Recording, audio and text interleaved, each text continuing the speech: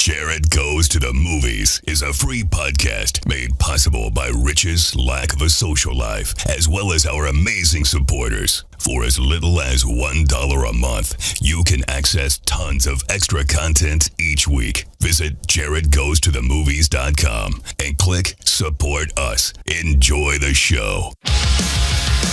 Hello, everybody. I'm Jaret Reddick, and this is a podcast. Jaret Goes to the Movies. Hopefully you have seen or heard one of my many musical endeavors. And if you have, then you know how much I love movies. This is movie commentary with no movie knowledge. This podcast is me and my friend Rich talking about movies that we like. But my name's on it because I'm famous. This is Jaret Goes to the Movies. Still. Okay, we're starting now. I had to come all the way from the highways and byways of Tallahassee, Florida, to Motor City, Detroit to find my true love. If you gave me 1,000,000 years to ponder, I would never have guessed that true romance and Detroit would ever go together. And to this day, the events that followed all seem like a distant dream. But the dream was real and was to change our lives forever. I kept asking Clarence why our world seemed to be collapsing and everything seemed so shitty. And he'd say, "That's the way it goes. But don't forget, it goes the other way too." That's the way romance is. Usually that's the way it goes. But every once in a while, it goes the other way too. Greetings, everybody. My name is Jaret. This is a podcast called Jaret Goes to the Movies. And, man, it is great to have you guys here listening to us talk in the future as we go along. A week and a half in the future. Podcast. It's a week and a half in the future. Is it the future right now? It's not the future. What I mean is, like, thanks for being here and listening to us. Because we're here. We're doing a movie called True Romance. I am so puzzled by the fact that this Quentin Tarantino movie from 1993 is so hard to find. It doesn't make any sense to me. It's not streamed anywhere. Yeah, I had to illegally download it and then provide it to all of you. Yeah, it's super weird. And then what happened with you? You just found it in Spanish?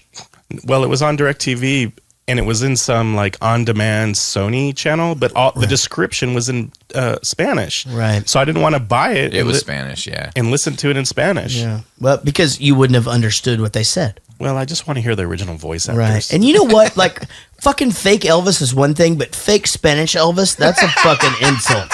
Right. You know what I mean? With me, as always, is Rich. Hola. Who, oh my God, you did Spanish instead of Russian. Now, Rich is here. So Spanish is okay. You're fine with Spanish. I'm okay with Russian. I just don't think you should act like you speak it, even though you were drinking a Russian beer tonight. Oh my God. Rich, you're literally in old Texas. She goes to a Russian store and she buys me Russian beer. Right. What am I supposed to do? Also, her mom cooked me meat, and it's waiting for me to go pick up. Are you picking it up after the show? Not after the show. They'll be asleep. But tomorrow, she wanted me to get it today, but I was like, I got to get it tomorrow because I got to do the show. But she just cooked a bunch of meat and it just said, "Come pick it up." It's packaged. Is so hard. It's just a lot of information. It's so hard not to dad joke the whole time. Yeah. Because you're just like, they went to a Russian store, and I'm just like, everybody was in a hurry. And I can make a funny. So you're gonna eat your girlfriend's mom's meat. Killed it. He just almost fucking spit Russian spit out his beer. Russian beer. Roadhouse. Oh my God. Unbelievable. Everyone listening was thinking the same thing. Here's the thing. The golden boy is on a roll. He hasn't even been introduced yet. My lovely wife, Casey, is with us as always. Hello. And Casey's feeling fine. She's just over there chilling. Yeah. Just in a blanket. She put our kid I'm to bed. surprised we're not at Aces right now. Yeah, well, we may go after. We'll see what happens. And Will, we like to call him the infirmary, the golden boy, the king of Sting. Mr. Will Vark is here this evening. Hey, how's it going, everybody? Hey, it's good, man. How are you? Hey, guys, it's been a crazy fucking 3 days since I saw you guys. Literally nothing has happened. Right. Don't ask me how is it going. I know, There's right? nothing happened. I went home. I went to work. Yeah. I edited the podcast last night, and now I'm back for another podcast. And now there's nothing else going on. And this won't be heard for another week and a half. We had to, we've been having to cram in podcasts just in between everybody else. Okay, so I work for a living, and so I have to tour and write songs and record shit. Now, Rich doesn't do shit. He sits in front of a computer and dates a Russian. And now so we're on episode 75, 76 or something like that. Now, a lot of people throughout the last year and a half or year and a quarter have been, man, Rich gives you a lot of shit for not doing anything. And the truth is that I am a really busy person. Rich has nothing to do ever. So he watched this movie in Spanish, Russian, and English. That's right. And you'll be doing all your commentary in all three languages, right? That's correct. Yeah, that's exciting. Now, Will is not feeling well today. No. You either...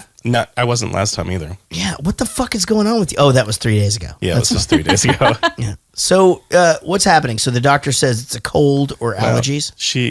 So all she did was she looked in my ear, looked in my nose, looked in my throat, listened to my chest. You couldn't get a male doctor? No. And she's like, well, you don't have pneumonia and your lungs are clear. You might have allergies or you might just be recovering from the cold. Is your family physician a female? We really don't have a family physician, but the one I saw was a female. Do you get physicals year to year? It's been a few years. Oh my God, dude. We're at that age, man. You got to get a finger up the butt. Didn't you hear my finger up the butt story last time? No, what happened? Oh, the girl just shoved it up there, but she wasn't even the doctor. Yeah, the little Asian girl, and her finger was small. She may have been Filipino. But what I'm saying is she fucking knew she had a small pinky or whatever the fuck she stuck in my ass. Yeah. Okay. She knew that she wasn't going to be able to fucking feel my prostate. And she couldn't get up then. Then why did she try? She could have felt my prostate. I'm 6'1". I'm She's a doctor. She's done it before. She was going to, I can't feel it. Right. Then don't do it. You knew what we were doing. And then what? They had to call somebody else in? I went to whatever the fuck the a scuba ass doctor is. So here's the thing. I just wonder this with you going to all these female doctors. It's so have you done drop trowel and had them hold your balls and cough and all that? Well, I mean, they don't choke on it. Hold on. I'm being completely serious because here's the thing. I have had female doctors in the past. Yeah. And well, let me think about this. It's high school. You're not being sexist. Okay, Rich, God fucking damn it. So in high school, my doctor was a female, and she would call in her husband, to. Was he a doctor? Was he a doctor? I think no. That was. I think they were swingers. No. Hold Honey, on. it's your turn. He was a fucking teacher, for Christ's sake, English or whatever. But he would just describe to her in amazing literary context what was going on with my penis. I'm just kidding. Of course, he was a doctor. He was a urine. He did the urinary urologist. He was that.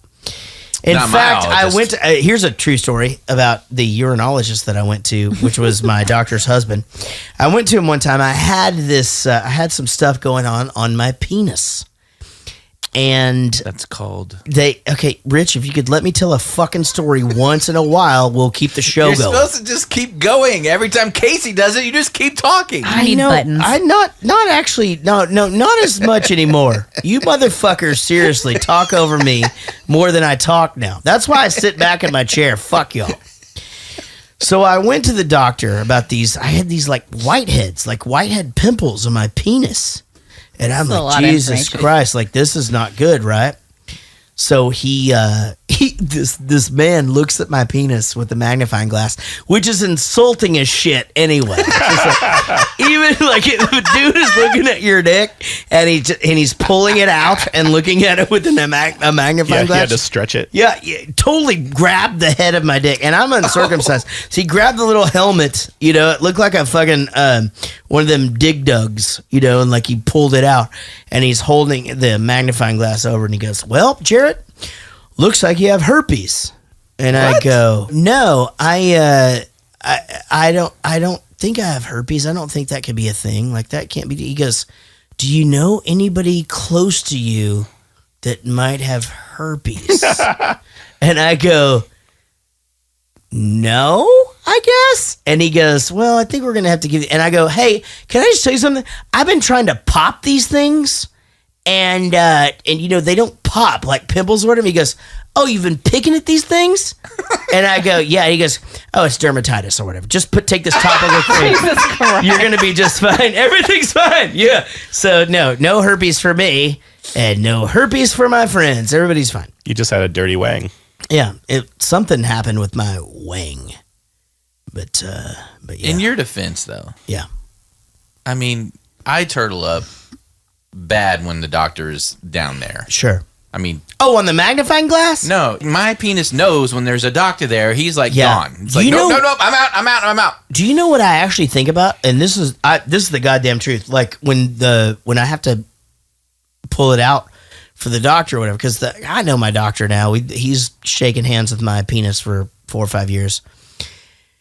His penis hands. I always apologize. My balls don't really hang down like as low as other people my age. It's not like a thing. And so I think the whole thing just looks like it's on a different scale. Like I feel like it's a smaller scale than everybody else's. Like I feel like it could be. Is this true, Casey? I haven't seen a lot of balls. Also, like, let's not bring her into this. I'm talking about my personal visit to the doctor. I'm sorry. And so like my balls, I don't have huge balls, right? And they don't hang really low, right? They're pretty much, it's always kind of a tight package up in there. Right? I have been told that I have average size balls. Right. Like not, I don't know, they're average. No, like literally just the Average normal size balls. See, I'm in a rock and roll band, and we have our pants off all the time. And Chris Burney has Not that kind of the professional. biggest balls in the world. And Eric's balls are pretty big, but Eric's balls are gray. He has gray balls. And so we like to talk about his gray balls. And then he likes to Do you mean defend like it dark gray? like gray. Like just bad salt and circulation? pepper gray? Or like, what do you mean?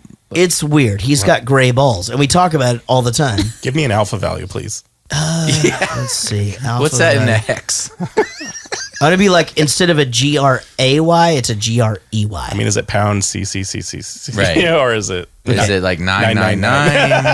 Yeah, nerds. The guy's got gray balls. Now, Gary has normal sized balls, but he has a very his penis looks like the fucking end of a toilet paper roll. Like it's a big wiener. And so anyway, mine It's so wrong. is so what? No, I mean, seriously. it's Like, so I'm right. just, I'm being. Also, do you want to know about other bands' penises, or should we? All right, that's Speaking fine. of this whole conversation, Yeah. I started a new therapist today, Wow, how was that? and it was fine. I mean, same shit as always, but like, she goes, What are you doing? she asked me, she goes, do you listen to podcasts? And I said, I mean, I can, like, in case you want to like send me some shit. Right. And she goes, well, like, what do you listen to? I was like, well, I'm on a podcast. And she goes, what is it? And I was like, I would rather not tell you at all. Why? She could just listen and get to know you. I was like, because I feel like, and she goes, no, and like, there's Bibles everywhere in there, mind you. And I'm just like, never mind. yeah, I don't know. Probably not. It's just, it's just kind of a thing. And she's like, well, what's it like? And I'm like, just like really bad, like not good at all. Anyway, I told her what it's called, so I think I'm going to end up having to go like twice a week or something now. Right. Yeah. It's not going to be good. So hopefully this is the one she tunes in on. She's Hey. like, I'm gonna do this for free, and we're gonna double up on your sessions. Exactly. Speaking of Well, your husband's balls, Yeah. how does that make you feel? Is our podcast not compatible with Christianity? Not after last week, thanks. What was last week? What happened? Fucking zombie Easter. Yeah, we did Oh, do the. yeah. There's that's the thing is like, I don't put my beliefs out there about Jesus. Like my dad's a preacher, for Christ's sake. Like I celebrated Easter. I think we get a got our kids baskets. Well, actually, Casey got our kids baskets. That doesn't really have anything to do with Jesus. They blew. Oh shit! I thought it did. Okay, That's the big bunny. all right. Yeah, so that's the pagan part of the holiday. God damn it, man. Okay, so Christmas. So we celebrate Christmas. We like Christmas. Also pagan origin. Yeah. So pagan is satanic. No. Oh, god damn. Now you're wearing a Captain America shirt. Is that a pentagram? If you turn it. I'm so confused on religion. There was a picture of this girl that got a pentagram tattooed on the top of her leg, but she did it herself. So it's And upside she was down. like home tattooed. No, she accidentally did a Star of David. Oh my god. Nice. Amazing. Obviously, I'm kidding. I grew up in a religious home. Thought you were going to say Republican. I was And like, what? I didn't really. I make my own decisions, as should everybody listening here. But Rich is always wrong about everything. How did you go from, you went from balls to Jesus real fast. Yeah. Doesn't everybody? Actually, that's a fucking good name for an album. Balls From to balls Jesus. to Jesus. That's a really good one, man. Like seriously, that's just like a band that can fucking shred. Good job, Casey. They're gonna be so welcome. good. All right, so nobody's got anything to report, and we are talking about the movie True Romance. Oh, wait. Did Tim Skype in? Not yet. It's only 7:00 there. I think he's on his commute, so he's in and out. So Okay, we'll see what got happens. So I got to bring up one thing. Mark Ryan was listening to the Captain America episode, and he caught me saying this. Yes, you do. But one of my biggest issues is veterans. Mm-hmm. If you don't support veterans, I don't care what side of the aisle you're on. Agreed. They're sacrificing. Whether you agree with what they get sent to go do or not, they are doing the ultimate sacrifice. Well, yeah, I mean they're literally out there doing whatever it is that they're doing so that we can fucking do this podcast, so that we can watch. Just fucking pick a movie about a fucking superhero that doesn't exist and watch it in the middle of the afternoon. I don't want to speak Russian. I don't want to speak Chinese. Oh, I got it. He goes, you said you don't want to speak Russian in Captain America podcast. Now, do you have to put something about you speaking Russian in every podcast now to stay in the relationship Yeah, you're you in? already or- found out that Google Translate's not a fucking thing. Yeah, it Jesus doesn't. Christ. I You don't put think it you on actually Facebook speak and Russian. shit. You're like writing Facebook posts in Russian. It looks like fucking somebody going over a hoop to do in a fucking BMX bike. For the love of God, the amount of time you spent pulling that, do you know how hilarious you could have been doing other shit? Yeah, we were at balls to Jesus. You could have gone anywhere with that. Roadhouse. Jesus Christ. My name is Jaret, and this is Jaret Goes to the Movies. We're talking about True Romance tonight. And but first, I want to thank our new supporters, Paul Gonzalez. Paul Gonzalez has actually been an amazing supporter of mine for so long. Oh, you know him. Awesome. He was a Kickstarter or pledge. I don't know what he bought a thing back in the day, but he is in the Turbulence video.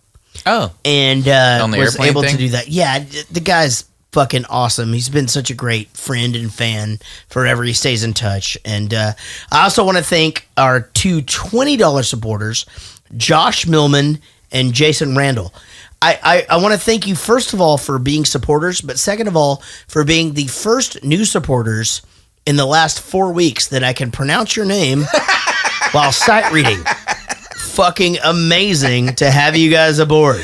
Sweet Hirsch sends me pronunciation videos. Yeah. Like I'm I've got not like kidding. 4 of them. Here's how you pronounce it, and if Yeah. you send me a video, I mean, and I don't need to be. Sorry, You have to dude. understand that, like, I don't see this part of like what I'm saying until I'm reading it Right. at night, and I'm doing my fucking absolute best. And Rich does an amazing job of trying to spell things phonetically and just try to give me hints, but sometimes they're just. I will murder a goddamn fucking name. And you just be glad you haven't met me in person and then followed it up the next day with like, what's my name again? And I'll just be like, I know what it is, but how about a coffee? Hey, executive producers of our show are supporters on Patreon. You can find us on Patreon at patreon.com and search for Jaret Goes to the Movies. I don't know why I just stumbled on that, but man, that was a terrible plug for us. But you know what? I'm dragging it out so much. It's probably a good one. Also, find us on Facebook at Jaret Goes to the Movies. Our executive producers are David Murray, who we will hear from later in the show. And he has actually added his wife to the cast. Her name is Lindsay, and we will hear from her as well. Ashley C., Sheila Ray Wonder, Wendy Croft, David Dooley, Diane Small, Bird Chris Whitehead, Lucy Murray, Rodon James, Eddie Weiss. No. Tim? Yeah. What? That's a very bad rule. I didn't say it. I was just introducing Eddie Weiss. Hey, she's hot. Okay. All right. Tim, just hold on just a second. When did he Skype in? I have no idea. Tim, chill out for just a second. Nobody plays gay parts, and he's the guy to go to. Stop it. Stop. Eddie Weiss, ColonBlowBand.com, Lisa Winsel, Sean Umbeck, Joel Robinson, Nigel Watson, Greg Pascal, Chris Holt, Tyler McCullough, Abby Borden, Mark Ryan, Sweehurst, and our new guys, new guy number 1, Josh Millman, and new guy number 2, Jason Randall. Well, I'm fucking drinking. What are you talking about? Jesus Christ. Tim. Yeah. If you have one last thing to say before we dive into this fucking podcast, what would it be? Fuck you, Rich. Okay. Totally understand. True Romance, 1993. In Detroit, a lonely pop culture geek marries a call girl, steals cocaine from her pimp, and tries to sell it in Hollywood. Meanwhile, the owners of the cocaine, the mob, track them down in an attempt to reclaim it. Ladies and gentlemen, we have a new winning synopsis. That is right. That is what happened. Knocked off Groundhog Day? That is knocked off Groundhog Day. This fucking synopsis is perfect. It's probably Tarantino wrote it. He wrote it himself. I think so. Well, go to fucking Quick Trip. Tim, hold on just a second. It's like time for... Yo. I get it. Chill for just a second. Let's go to Rich's alternate synopsis. Okay, I just find it funny. I know. They're always funny. All right. True Romance. Young Jack Nicholson falls in love with sort of a hooker, but not really a hooker. Would probably have been a hooker if he wasn't so cute or something. And then they make bad decision after bad decision until they just kind of get really, really lucky. The end. You know why I feel like that one didn't hit? It did hit. That was fucking amazing. It was amazing. That was so good. I was going to laugh, but I didn't want to cough. Yeah. So the director is Tony Scott. The writer is Quentin Tarantino. Yeah. Have you ever seen Quentin Tarantino in person before? In person? No. Yeah, I watched him cross the street one time. Christian Slater plays Clarence. Here's the thing about Christian Slater. I fucking love this guy. I don't really ever think that I hated on him ever. He did the one movie where he was Pump Up the Volume. Pump Up the Volume, where it was 100% like a Jack Nicholson thing. Mm-hmm. I was way too young to watch that movie when I watched that movie. But I feel like I don't know. I think he's amazing in this. I like him. God, I liked he's him good. in Heathers. He's likable. I like his shtick. I like his But is it a shtick Yeah, if you it's like it and he does it all the time? Like, is that how he is? You know what I mean? I think it's a shtick, but Right. I don't think that's Maybe a bad thing. Maybe he's been doing it so long that's how he is. Yeah. Yeah, that could be. How do you feel about Ethan Hawke? I like him. Me too. He was great in Explorers. Who is that? Patricia Arquette, I saw her once at one of my shows. I was playing in Salt Lake City, Utah, opening up for Goldfinger. And I was doing my sound check. Patricia Arquette walked in, took a look at the stage, saw that we were up there, looked back, looked to the right, looked to the left, looked back, walked the fuck out of the room. And that's the only time I've ever seen her. She's amazing in this. She really is. And like, I mean, that's an interesting family. They have David Arquette, who obviously was married to Courtney Cox. Yeah. And then Rosanna Arquette, who's the oldest and the most famous of all of them.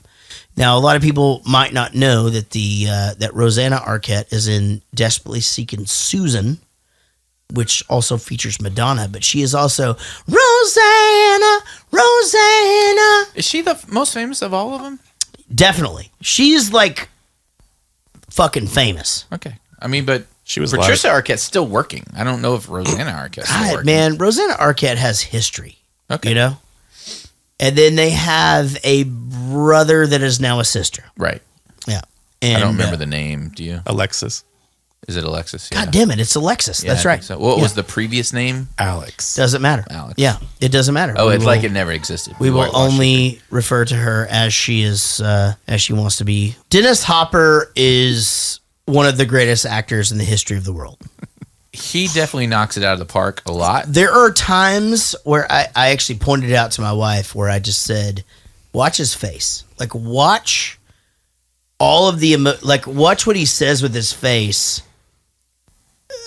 You can't. Some of the best acting I've ever seen from him in this movie, and possibly anybody. I mean, I thought he killed it in this movie. Well, Christopher Walken and the Dennis Hopper scene is possibly one of the greatest scenes in the history of cinema. Ever. I agree. Not even possibly. It just is. And the fact that Quentin Tarantino was able to get this fucking cast is insane. Yeah, how does he do that? I don't think he did it. He just wrote it. Yeah? Yeah. And they just loved it. Someone else produced it and directed it. So Val Kilmer is cast as Mentor.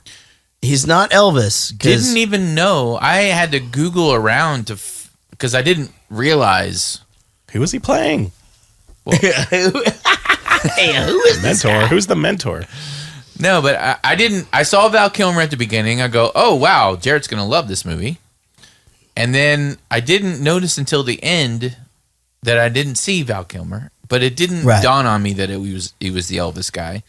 And then I go, who's the Elvis guy? Because he wasn't anything like Elvis. And so I had to go Google around Elvis and True Romance, and I couldn't find it because he's cast as Mentor, not Elvis. So I couldn't find it. What Google are you using? Just calm down. No, I'm not kidding. If you Google right now on Google. It's Russian Google. I don't. Elvis True Romance, it comes up Val Kilmer. What the fuck? It might have been the Russian Google. I didn't know. Yeah. Jesus Christ. You're in too much of a hurry. So anyway, I finally found it and I figured it out. And then as I'm watching it the second time, I'm like, oh shit, that's obviously Val Kilmer. Yeah, it sounds just like him. I told Casey I'm just like listen to his voice, and she was like, I think I've almost got it. And then it's Val Kilmer. She didn't have it. She was just trying to. I was trying to remember this movie because I'd seen it before. And then this scene happened. I was like, oh, he's fucking crazy. Now, Gary Oldman. Gary Oldman was awesome. Is the best actor in this motion picture. And Gary Oldman is a fucking changeling. Here's the thing. When I first saw this movie, they were like, it's Gary Oldman from this movie and this movie and this movie. I actually don't even know what the fuck Gary Oldman looks like still. You're stealing my thunder. I was waiting for scene 4, but I have written down, has Gary Oldman ever looked like Gary Oldman in a movie before? No, but that's his thing. I know. He transforms. Fucking character. You know, he also uses a different dialect accent in every movie. He can do a million dialects. Yeah. He's so good. This fucking guy, this character, I'll say it in a little while, but this character is so scary and so frightening and so real. I mean, it's like even just like as he's chewing the Chinese food and shining the light on him, like it felt real. It felt like, Jesus Christ, this motherfucker's crazy. Right. And he also has like bad eating habits. Well, yeah, and of course, horrible noises. I have to note that as that's coming around to tell Casey, like, hey, he will be done smacking his lips in just a second. Aw. Brad Pitt plays Floyd. Okay, so he obviously minor character. How great is fucking Floyd? I don't think Brad was acting. I think he was just... He was just being him. He's just being himself. How are he was you finally not acting. How are you a couch-bound stoner and you're that fucking chiseled? Yeah, exactly. Right. Yeah. Yeah. Well, you know what? I mean, I had don't a friend know. like that. Oh, really? Here's what it's called. California. That's what happens. You know what? I fucking started getting fat after I left California. Yeah. Yeah. God damn it. Yeah, I had a friend and he might as well have been No, I this got taller. exact character. I knew it. Like he just smoked pot all day and was like, yeah, man. He was like super happy, but he could like sneeze an 8-pack. Why is Brad doing this movie? He had just done A River Runs Through It, which is fucking amazing. Well, I think you And want now to he's do... like an ancillary character on this. Yeah, but I think at this time you just want to be in this movie. And also, like, what a rememberable character. I guess. You know, like you played Floyd in fucking Quentin Tarantino's movie. When you You find don't out, know it's going to be this way before you get into it. And yeah. I But don't know. if you know who in the Small part. cast is, Maybe it's art before, like now they all take these roles where he actually asked this role be created for him. Oh, are you serious? Oh, wow. That's amazing. Did you ever wish that Brad Pitt was Christian Slater and Christian Slater was Brad Pitt, though? No, not once. Not once? No. No, because actually, I don't feel like if Brad Pitt is Christian Slater, the movie is believable. Yeah, I don't think that. maybe. Brad Pitt's not a comic book I'll give you that. culture Yeah. nerd. You're not going to, I mean, like, actually, it's hard sometimes to believe Brad Pitt in certain roles where he's not Brad Pitt. Because he's fucking Brad Pitt. Yeah. You know what I mean? Yes. So, Christopher Walken is everybody's favorite actor He can play the shit out of Christopher Walken. until Bill Murray got popular. Like, Christopher Walken was like the guy. Everybody was like, well, fucking Christopher Walken, it's great. He does the cowbell thing. He's Bruce Dickinson. This guy, he fucking danced around in some goddamn fucking video for a guy, for a DJ and shit, like in a closed down bank. Like, Christopher Walken is the guy. Then everybody got fucking Bill Murray excited, right? Oh, you know that song where he's dancing around? Yeah. Yeah. That's about Dune, the book Dune. It Of is? course it is. Yeah, Oh, my God. it's awesome. I You love ever it. see that movie Dune? No. It's my favorite movie. I love I Dune. couldn't make it through it. It was horrible. Christopher Walken is actually, I think he's in, like, maybe in the top 10 greatest actors of all time. Yeah. They can play Agreed. Christopher Walken. I'd say top I would 5. agree. Because he can, everything that he wears on his face, even during, like, the big scene here that we'll talk about in a bit, even his emotions as he's looking backwards, like, who the fuck can give that kind of, who can look backwards on camera and fucking then look back at the camera and you're just like, Jesus Christ, he fucking looked backwards. That's fucking fucked up, right? I can't even turn left, so I don't know. I'm not sure if I want to put him in the greatest actors of all time, but he's absolutely top 5 actors I want to see on screen Got of it. all time. Okay. Well, you know what? That's fair. That's fair. That's a good. And that's just because there are so many great actors I could probably list off. Right. And I'm not saying he's not a good actor. And But speaking of, he's him, and I want him to be him, and I'll go see anything he's in. and to speaking be of him. amazing actors, Bronson Pinchot. So he plays Elliot, and he was on Perfect Strangers. Remember that? He Balky. played Balky. You know, and Bronson Pinchot was on some shit or whatever. he doesn't- was in Beverly Hills Cop, That's Yeah. right. and the fact that he played that character is what got him that role on Perfect Strangers. Is it really? Because he's basically doing the same Yeah. accent. it's the and shit. same kind of thing. When he did this movie, he thought it was cool that people were interested in hearing what his real voice sounded like. Because this came out when Perfect Strangers ended. You mean this isn't his real voice? Of course. No, don't be ridiculous. That show was some stupid shit. So I watched every fucking episode. Samuel L. Jackson is in this movie, and why wouldn't he be? He's in every other movie. Every single other movie. He plays Big Don, and this motherfucker lasts about 3 minutes in the whole movie. I can't wait till he's like 90 years old and we get to go look back on all the movies he's in. Yeah, dude, There's just gonna be it's gonna be a bunch of them. thousands. Michael Rappaport. He was on my radar early. So he's known as like a really great actor. Yes, very good. Zebrahead. In this particular movie, he is either so good that he annoyed me with his character, or he's just trying to fucking find his wheels. No, I know he was killing it. I thought. just thought it was so over the top, like while he's sitting on the toilet. Hey, Clarence, I did, because who the fuck would do that? Stoners that live in a house in California. But I mean, was he a stoner? Yes. Yeah, I don't know. I mean, he lived with a stoner. Yeah. He wasn't high as Floyd was, but yeah. I mean, he's not living with a guy that does that much pot without doing a little pot. Here is my problem with everyone's performance except for Brad Pitt and Alabama and Christian Slater. Everyone sounded like they're from New York. Even the cops in California sounded like they're from New York. And everybody's from Detroit. And they're either from LA or Detroit. Only the mobsters are fucking from New York. So were they? I don't even know. But everyone had a New York accent. Right. That's funny. Yeah, I didn't even think about that. So James Gandolfini, did I say that right? James Gandolfini. He obviously the boss in The Sopranos. Arguably the greatest series of all time. Never saw it. Me either. It is arguably the greatest series. But you I love- I wouldn't think so. You love I Lost. I love Lost. You love Lost. It was my God, good. I mean, Lost. it was a good, solid, and it was sort of a groundbreaking. Hold on, let me ask you this. Okay. Breaking Bad, Sopranos. Breaking Bad a million Absolutely. times Holy over. shit. Okay, Walking Dead, Sopranos. Sopranos. Never saw Sopranos. Okay, so you're putting it third Sure. in the hierarchy. Okay, so you got I'll go Lost. off into weird sci-fi stuff. No, don't do that. But like acceptable shit. Lost. For me, it literally goes Lost, Breaking Bad as 1 and 2. And then we get into some fucked up shit. Well, Like, I mean, I don't know. Who's the boss? I mean, Better Call Saul is so good. Are you watching that? I gave up on it on season 1. What? Battlestar Galactica. You gave up on it. You think it's bad? I don't think it's bad. I just didn't have enough time for it. I'll catch up to it. Oh, okay. God damn. Sorry. So how about being like that actor that just gets cast all the time as like a mobster or whatever? Yeah. Like it's the guy, the Sicilian guy. He's Hey, always it's a written-in I'm career. Sure they're fine with it. No, I'm saying it's fucking Yeah. amazing. All right, now let me go a couple of more. I'm going to add the 2 cops. I want to add Chris Penn. Yep, Chris Penn. who Michael plays Penn's brother. Nikki. Yeah. Well, I love Michael Penn. also Sean Penn's brother.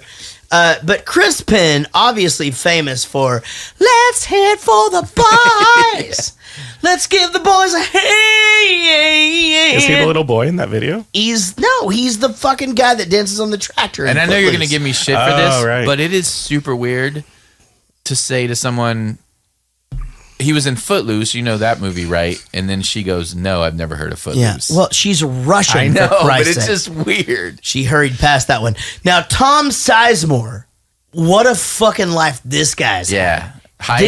This guy became the greatest actor of all time, lost his shit, fucking beat a girl, then got it back and yada yada. The sex madam, Heidi something. Oh, right? Heidi Fleiss. Heidi Fleiss Yeah. dated her, hit her, went to jail for it. Yeah, not good. I believe he was also with Tawny Katane for a smidge. Was but he? Maybe not. Honorable mention for actors in the movie goes to Eric Allen Kramer, who plays Boris. Those of you listening to the show will know him for the show that we all know and love if we have young ones, which is called Phineas and Ferb. Nope. Shit. Good Luck Charlie. That's right. Good Luck Charlie. He is the dad on Good Luck Charlie. And he still looks like he's the guy that fucking needs an ambulance at the end. Dude, I love the fucking fact that the scene opens with Clarence's dialogue. And it just gets into the deal where he's just sitting with this girl. Do we know that she's a prostitute or not? It doesn't even matter. And he just goes, if I had to fuck a guy, it'd be Elvis. I'm like, this guy fucking loves Elvis. Yeah, he does. Which Elvis, though? Right. Exactly. I know. Okay. So if you had to choose, you can choose between Gold Jacket early on or Vegas Elvis. Which one would you fuck, Will? Probably early Elvis. Early Elvis. Go ahead. Rich? Yeah, whatever age he was at when he did Viva Las Vegas. That's gold. I think that's Golden Elvis. Okay, baby. Early Elvis. Early Elvis. Got it. Okay. So she says, you want to take me to a Kung Fu movie? And he goes, No, 3. I want to take you to 3 Kung Fu movies. Right? And he's serious about this shit. He's just like, Sonny Chiba. He's the greatest fucking Kung Fu fighter of all time. These movies are actually real. Did you know that? Yeah. It's the Street Fighter, Return to the Street Fighter, and Sister of the Street Fighter. What fucking movies have Sister of anything? We don't have Sister of the Dragon. We have Enter the Dragon, Return to the Dragon, We have sisters. and we have Sisters. Tell me about yourself. What do you want to know? Well, for starters, what do you do? Where are you from? What's your favorite color? Who's your favorite movie star? What kind of music do you like? What are your turn-ons, your turn-offs? The big question is, do you have a fella? Okay, ask me again one by one.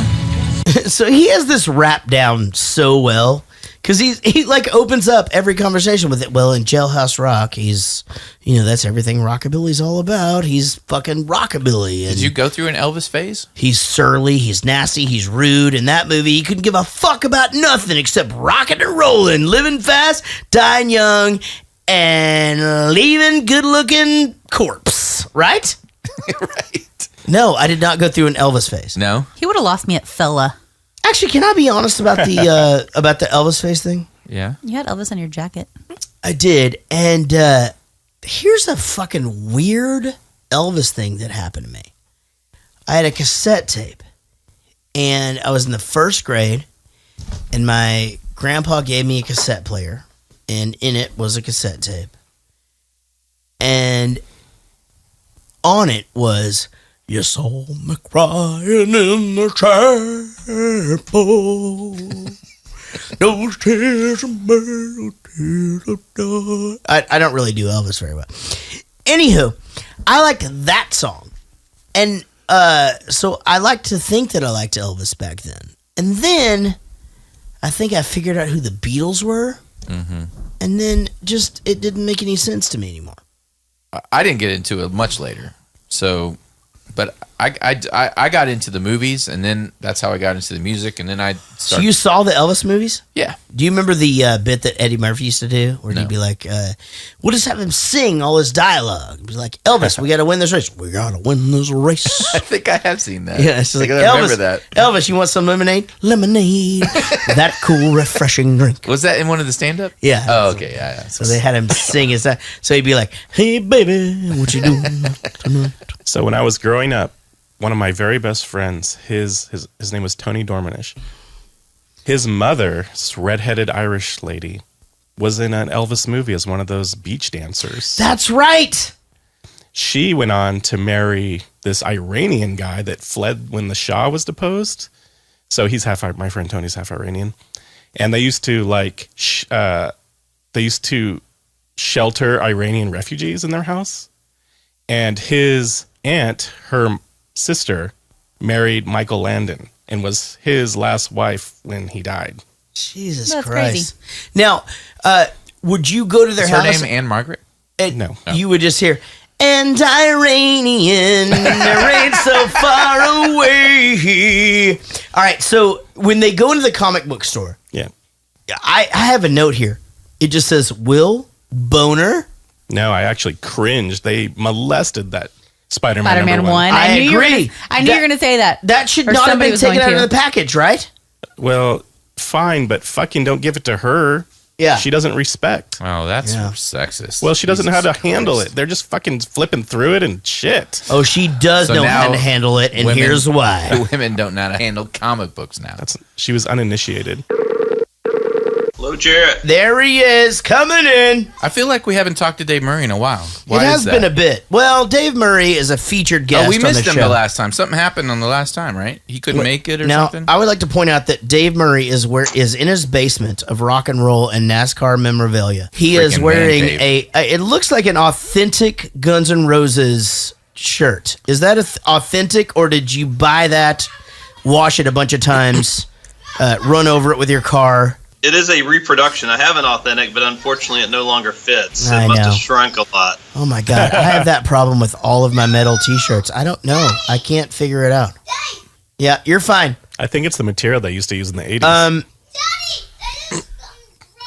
So we were just having a conversation about the fact that I have a Galaga in my house that has all of the 80s and 90s video games. And Rich was saying, why would I have that in my house when I could have that on my iPad or on my phone? Not the same as the big stand-ups. Those are the best. That's right. And the noise that you hear in the background from time to time, actually, everybody look at the foot kicking. He's not doing it right now. I saw it. But there's a 4-year-old on a stool in front of that. And it just makes me think of the times where I would go to the Pizza Planet, not from Toy Story. We actually had a restaurant called Pizza Planet. And we would go there, and my parents would send me there to play the games with no quarters, and I thought I was playing the whole time. And you know what I mean? And Yeah. like, and I've done that. And that's the thing is, like, you often wonder sometimes, like, when is that? Yes, bud. He shooted them, they got him, they are cheating. I am raising a flippin' genius, ladies and gentlemen. Raising a genius in a Batman costume who has access to all of the historical video games. Well, my favorite trends going on right now are these barcades. Do you guys have those? I'm assuming you got those in Dallas. We do. We were just at one on Saturday night, and The thing is that I've often said, Isn't this Dave and Buster's? No, but that's not like old school video games. I've often said if we would open a Bowling for Soup barcade in like the Denton area, we could retire. I'm surprised you guys haven't opened a bar. We've thought about it, talked about it, all that shit, you know. I mean, I don't know. What do you do? Open a bar? I guess. I'd go. I mean, but who works there, you know? Like Teenagers. You hire people. You don't work there. You just hire people and you show up and play. But nobody plays there. I'm not playing at my own bar. That's stupid. I already have enough trouble getting things done. Yes, but hold on just a second. Okay, just an update here on Everett. He loosed and he died, by the way, ladies and gentlemen, and that is very important to note. I loosed all the time. So the thing with Everett is he was supposed to start a new school right after spring break, so we took him out of preschool the week before spring break, and I was just like, I'll keep him. Everything will be fine. Well, we had a delay, then we had another delay, then another delay, and then another. I had him at home, me and Casey, alternating back and forth, and then with drop-in daycare, we had him at home for a month. Hold on, let's get an update. Everett, what's going on? He loosed it on the same one, by the way, guys. I think he said day one. Yeah, day one. Day one. He okay. loosed it. No, right. I have both ears on my headphones, by the way, so you guys help me out when we can. But he got a bullseye. So by the time we got into the new Montessori school we had, this kid is so off his routine because here's the thing. I work from home and my wife's schedule is always like up and down. Jack and Emma are here every other week and their schedule is super simple. It's just like, but he's out for a month. So his schedule is so insanely off. He won, guys. He won. I don't know if you heard that, but he just won. We would do like a thing where he would have lunch at 10 and start his nap at 3, or his nap would start at 10 and we would have lunch at 3. It was just like this whole insane just earthquake of his routine happened. And I'm just going to be honest. It was hard. It was a little bit tough, but we powered through. He is now dressed up as Batman and playing some sort of 80s video game. And apparently he just wonded. So that sounds like a pretty good night. It's a pretty good night. Yeah, not bad. Yeah. All right. What was the question? Okay. Guys, just an update. Everett has just loosed by the spider 2 times. So this is an epic round of Centipede. Oh my God, I have no idea. It's got to be Centipede. Is that what he's playing? Yeah, it's got to be. All right. So were you guys able to? Now, are you guys playing together tonight? I know you guys are a good team. No. Did you guys watch the movie? Yes. Yeah. So before you go, Lindsay, what did you think? Did you like it? No. No, you did. Why? Not at all. Too much violence? Yeah. Yeah. Like, I didn't sleep that night because I kind of was reliving it. Right. Yeah. Too much bloody violence. And I didn't really get the story. So question number 1, I realize you're not on Dave's team, but you and the guy from The Sopranos in a fight, who would win? I think he would. That is correct. Yes, he would win. So, Dave, you're one up. Your wife wasn't going to be on your team, but is already helping you along. You sure you don't want to stay for this, Lindsay? You're already killing it. All right, I'll stay in. Okay, she's staying in. For the record, I love the movie. I thought it was great. Yes, we are house divided. All right, question number 2 coming in. Hold on. Before we do that, let's get an update from Everett. Everett, what's going on out there? I got killed by the kitty. He got killed by the kitty, ladies and gentlemen. He's been killed by the kitty. All right. Okay, he loosed. Question number 2.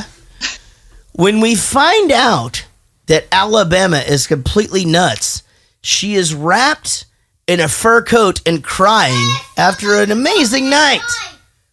What is she sitting/standing on? A billboard. That is correct. It is a billboard sign. And why wouldn't it be? You know what I mean? So we found out she was upset and crazy and all that stuff. And that is amazing. All right, now we're going to stick with questions about the movie. And this one might be a little bit difficult. After watching a movie, Alabama likes to go have a slice of what and talk about the movie? Like some pie. She likes pie. That's right, not pizza. Hey, a little update from Everett. Yes, sir? He won. All right. That's at least 5.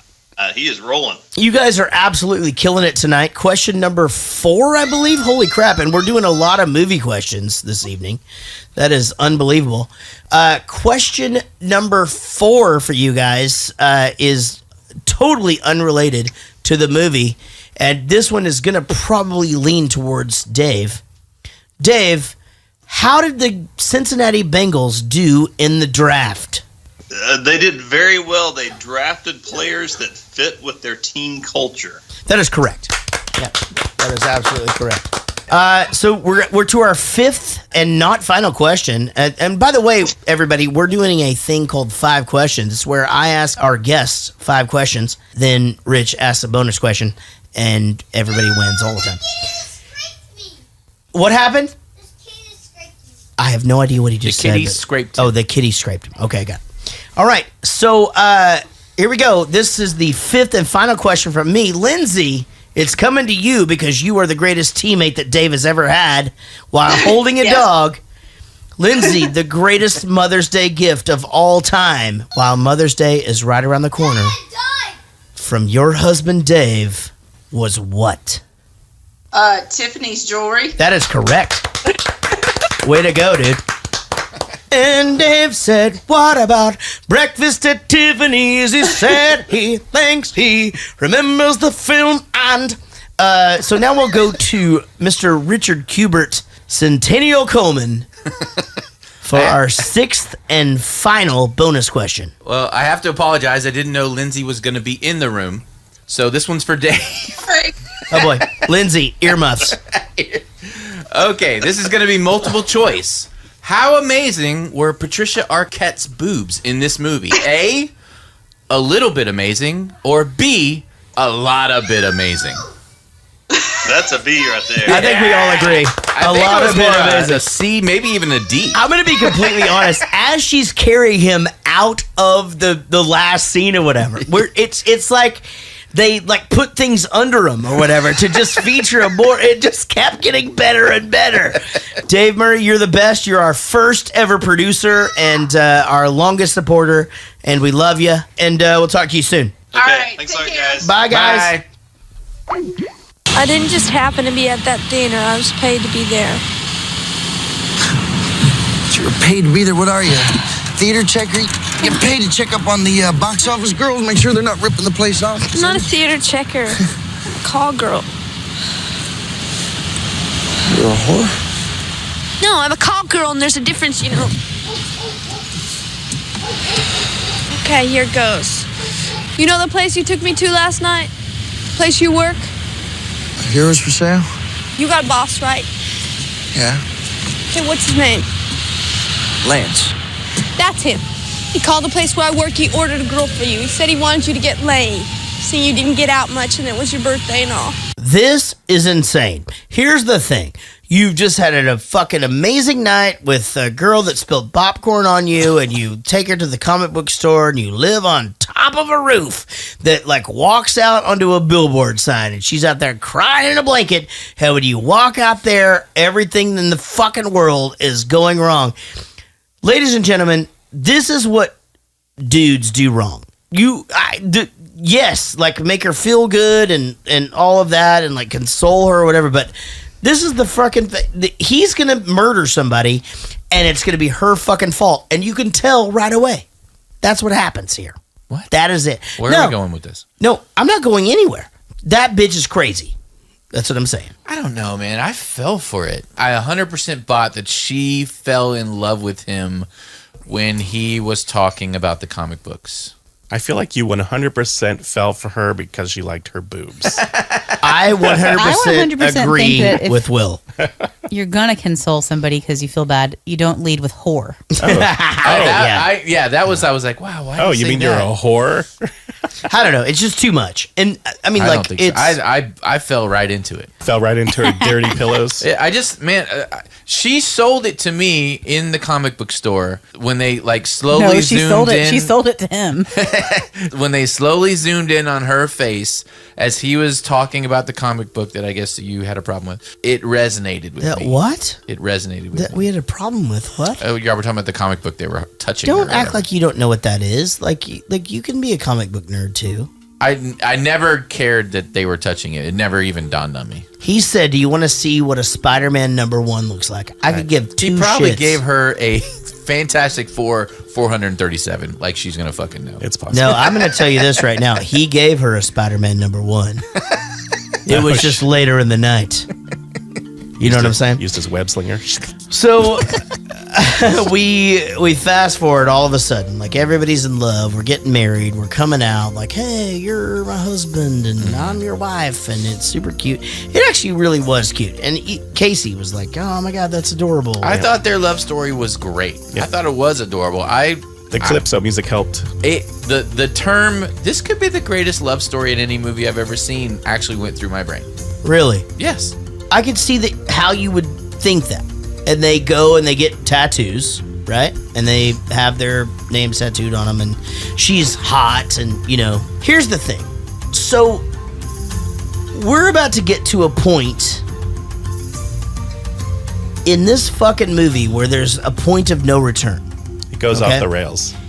And if she really fell in love with him, and she really, like, she loved him and yada yada, she can stop all of this. She should say, you should absolutely not go back there and get my shit. Correct. And let's leave right now in this Cadillac that you have. It's paid for, obviously. Let's load everything into this trunk and let's leave here. That's it.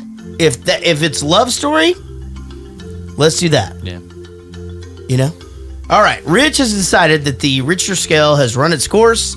So he's introducing a new segment called Rich, Would You Do Her? And we're talking about Patricia Arquette today. So here we go. Rich, would you do Patricia Arquette?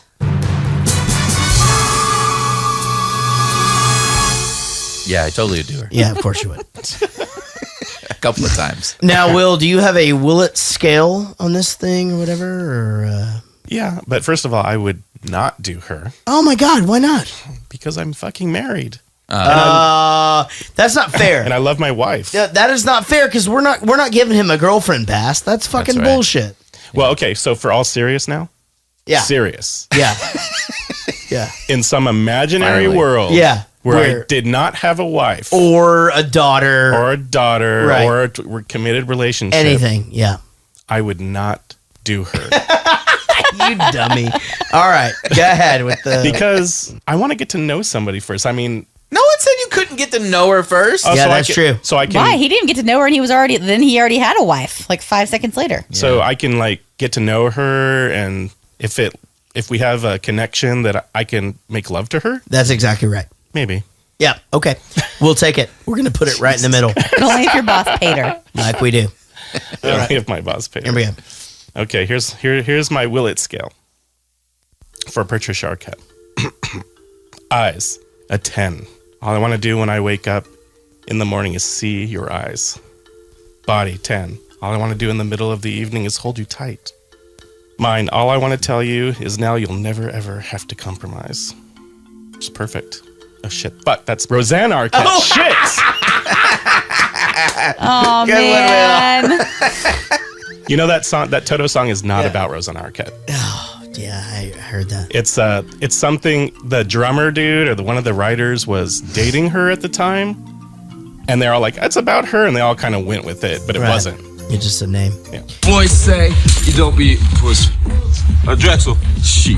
Any nigga say you don't eat pussy's lying his ass off. I heard that. Well, hold on a second. Big D, you saying you eat pussy? Yeah, motherfucker, I eat everything. I eat the pussy, I eat the butt, I eat every motherfucking thing. Yeah, if I ever did eat some pussy, I would never eat any pussy, right? But if I did eat some pussy, I sure as hell wouldn't tell no goddamn buddy about it. I'd be ashamed as a motherfucker, man.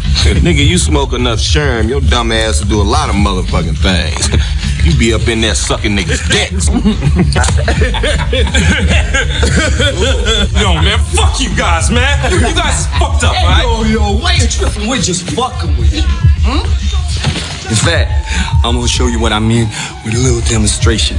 Drexel is fucking terrifying. That is why he is the greatest actor in this movie, and possibly like up there. Yeah. In because you don't even know what this. I swear to God, this is true. When we first watched this movie, this is Gary Wiseman of Bowling for Soup's favorite movie. When we first watched this together, Chris Burney said, "You're not even going to know Gary Oldman. You won't know him. Like, you will not fucking know him." I'm like, how the fuck? I'll know him for like... Was he a thing back then? Or did you watch it later? No, it's because every movie you see him in, he doesn't look the same. Yeah, he was definitely a thing. He was a thing before Yeah, this of course movie? he was. He was in Sid and Nancy. He was fucking... Okay. Tons of shit. Okay. Yeah. Don't fucking one-up me. I was just asking a legitimate question that I didn't know. Roadhouse. We fucking know who he was, Rich. What's Rich's deal? All right, so... P.S. We get Samuel L. Jackson for a couple of seconds, and then That was so weird. yeah, bye. This was the same thing in Goodfellas, Yeah, right? totally. Like 3 seconds and he's dead. See you later. Hey, it's good to have you on the marquee, though. It's good to see that he wasn't typecast as the black guy that gets killed in 2 seconds in every movie. Right?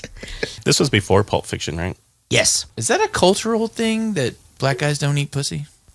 I've heard that quite a bit. All right, here's my thing about that. I don't know. There's a whole segment of it on the internet. Is it? Oh, I'm sorry. So apparently they don't, but I've seen them do it on the internet because I like to search for that kind of thing. I will say this, and I don't mean this to be racist at all. Which means it's about to be racist. No, it's not. But usually, I do like to watch black dudes do it to girls, but by girls he means like methy old ladies. That's correct. But they do like to leave their socks on. So apparently they don't like to reveal their feet. And by they, I swear to God, I mean this in the least racist way possible, but it's just a thing. Like black dudes eating older women out who have been on a bunch of meth like to leave their fucking socks on. That's where they keep their meth. No. The black dudes are not doing meth. I don't think you understand this. No, they keep their old ladies' meth in their socks. They get a contact tie off that, and they have to keep his feet warm because that makes his feet tingle. So stupid. So the seed is planted here, right? So she's planted the seed. She's told him. Are we talking about methy? No. Still? She has told him, yeah, I had a pimp. He beat this girl up. He kicked her in the stomach or whatever. He planted his seed. So it's driving him fucking nuts. He can't stop thinking about it. They're sitting in their apartment. Everybody's happy. She's fine, by the way. And here, I'm going to give you this. Maybe she doesn't want him to go. Maybe she does. You know? She clearly had the opportunity to say, well, I'm just not giving you the address. That's what I think, too. Also, how traumatic could it have been? She's only been a hooker for like 4 days. She could have talked him out of this for sure. She fell for that. It's a true romance. The guy that's going to do this for her. Right. If so he's going to do that for him, I'm really going to fall for him. You're saying, though, that she fell in love with him at the comic book store. Yeah. If she really loved him, why would she not go right now? You know what? Fuck this. Let's put everything in the Cadillac. But she's falling for this guy who is like he is, and he's the guy that will do anything for her. And she already fucking married him, so whatever. She says as much when he gets back, right? So that does happen. He goes to the bathroom. He's stewing over the shit, and fucking Elvis rolls in. Elvis fucking tells him, you know, you got to fucking take care of the shit. Why was this in the movie? Because he's crazy. He's crazy. And he loves... Like legit insane in the brain. Legit, like, They're I'm both hearing crazy. voices and I just hear Elvis talk to me all the time. Okay. Not only do I hear voices, but I got the guy that was like a huge fucking star in Real Genius fucking playing Elvis and talking to me. I wonder if he knows... Yeah, I see Val Kilmer playing Elvis talking to me in my... What I wrote down Or is if this. it's supposed to Here's be what I really wrote down. I think this is going to be a good topic, and then obviously I know we're running long here. But this is very much an indecent proposal type situation. Like, he has this in his head already. Me and Casey talked about this the other night, like indecent proposal. Like, okay, Guys, don't do it. Don't. Oh, we're doing it. I'll if I give had you the a option. loan. Apparently, you have to no, look like we Demi do it Moore, all the though. time, babe. Look, Well, what you're saying Not for is $1 million. he's the kind of person where it's eating him up. It'll destroy him. exactly, Yes. which is what happened to Woody Harrelson. He says it's okay to go do it, but then while it's happening, that's happening. Oh, So you're saying it's eating him up that she was ever a hooker and he has to go kill somebody now. it's eating him up that someone else had charge or was in charge of her Or mistreated her. and mistreated Yeah. her and mistreated somebody else and had that sort of dominance on her. That is fucked up to this guy. Yeah. And he goes into the bathroom I still think Demi Moore should have picked the millionaire. I'm just saying. and Elvis tells him, like, hey man, Clarence, Woody was a dick. I like you. Always have, always Woody Harrelson. will. And he walks out of that bathroom and she could have 100% Yep. talked him out of this shit. Demi Moore 100%. Demi Moore could have totally just waited till. I mean, he was on his last leg. He's gonna die soon. She could have just Wrong movie. Waited that out. Wrong movie. Oh, shit. That's Leaving Las Vegas, I think. Got it. No. Indecent proposal. No, he's talking about the guy that's going to die. No, he's saying the millionaire's older. Like, she could have just waited Yeah, it he was out. like a lot older. Just waited out. I'm sure there would have been some paperwork involved. Yeah. All right, let's go around the room. Elizabeth Shue in her heyday, or Demi Moore? Go. Elizabeth Shue. Elizabeth Shue, Demi Moore. Elizabeth Shue. Agreed. definitely. Elizabeth Shue, Demi Moore. Who's Elizabeth And I'm Shue? a brunette. We are dude. 100%. We did it. Adventures I'm in not joking, babysitting. I really don't know. Adventures in babysitting. Yeah, Adventure and Girl in the Karate Kid, number one. Yeah, Demi Moore. I'm not eating because I'm not hungry. I'm not sitting because I'm not staying. I ain't looking at the movie because I already seen it 7 years ago. It's the Mac. Max Julian, Carol Speed, and Richard Pryor. I ain't scared of you. I just don't like you. And that envelope right there, that's some payoff money. Alabama's moving on to some greener pastures. We're not negotiating. I don't like to barter. What's in that envelope right there is for my peace of mind. My peace of mind is worth that much, not 1 penny more. This guy walks into this room and he's being seen as a pussy. And the guy, he even just says, he goes, hey man, he's smacking his lips like, have an egg roll or something, or don't know what this is, or whatever, whatever he said. But he had already taken stock of everything in the room. Like, he's like, well, I already know what movie this is. I know what you're doing, and this and this and this. I mean, like, The scene was badass. it was so badass. Because it did such a turn. At first, you're going, holy shit, this guy's totally just sized him up, knows him, head to toe. Exactly. And then it just flips. So you thought he walks in scared. Well, no, I thought he walks in and doesn't have the upper hand. Right. And then all of a sudden, he has the upper hand. Yeah. It was And crazy. it was see, really good. And here's what's amazing about the acting is you saw the switch in Gary Oldman's face. Yeah. And he keeps doing that. So annoying. Annoying, but amazing at the same time, Yeah. because it Yeah, pointed. the character's badass. That's but, like, his it's tell. still super but annoying. that's his tell. Like, he Right. doesn't know what to say. He keeps throwing that So, lamp. and then he throws it back at him. I mean, oh my God, this fucking scene. It was good. So this is the first scene I ever saw of this movie. Bowling for Soup was watching it on the bus one night. I walk in. Chris Burney's like, hey, you ever seen Gary Oldman in this thing or whatever? And I watch this. Jesus Christ. I was hooked. Right. I just thought it was so fucking great. And then just the fact that he gives him this envelope. And even he looks up like, I'm really surprised. This is empty. He just goes, it's empty. And then that shit fucking escalates really quick. He comes over the fucking table. Nobody gives two shits, and a bunch of people die and shit. Yep. And he gets home. He brings hamburgers, which I'm going to be honest, they sound delicious right now. Yeah, they do. Really does. Yeah. And he's like, and she just goes, I think what you did. And he goes, what? I just think what you did. What? What do you want? What? And she just goes, what's so romantic? And then it's just like, Let the crazy make begin. out session. Yeah, exactly. Let the crazy in. And then guess what? These aren't my clothes. It's a suitcase full of cola. Cola. As Bronson Pinchot would say. Like, can I ask you something? Yes. Yeah. I know you don't like responding to me when I talk anymore, but if you had a suitcase full of cocaine, I'm being completely serious about this right now. And I'm actually, obviously none of us have ever done drugs and we're all good. But if you had a suitcase full of cocaine, would you know what to do with it? Oh, God, no. I wouldn't even know how to get pot right now. Right. Me either. But if you had that, what would you do? Turn it into the police. Me too. And I don't know if I'd turn it into the police. I would absolutely turn it into I totally police. would, yeah. I think I would too, yeah.